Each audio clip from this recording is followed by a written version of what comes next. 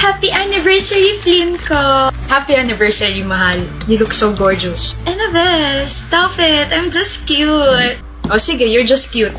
Ito naman, nagbibiro lang. Huwag mo naman bawiin, visit ka. Huwag ka na kasing pahabol, hindi ka ganun, love. Ang anis mo, no?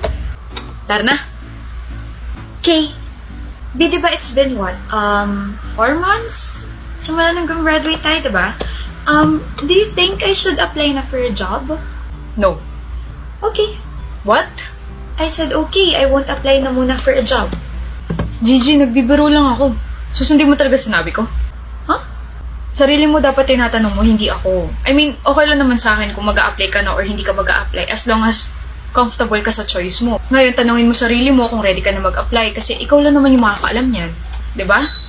Oh. Oo nga, no? Ako dapat nagtatanong sa sarili ko kung ready na ba ako magtrabaho.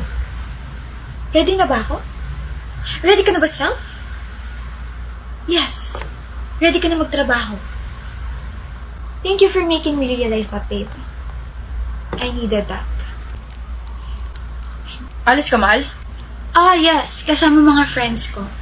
Okay, ingat kayo tsaka update mo ako ha. Text mo na rin ako if susunduin na kita. Ba't di ka pa umaalis? Hindi na pala ako aalis. Huh? Dito na lang ako kasama ka. What about your friends? Mag-enjoy pa rin naman sila kahit wala ako. G. Bis lang ako. Gigi, can we talk? Sa tono ng boses mo, parang hindi tayo okay ah. Yeah, we're not okay. We're really not okay? Bakit? May nagawa ba ako? Palagi naman ako nasa tabi mo ah. Hindi naman kita kinukonte sa mga bagay-bagay. I always ask permission naman sa'yo. I don't understand kung bakit hindi tayo okay.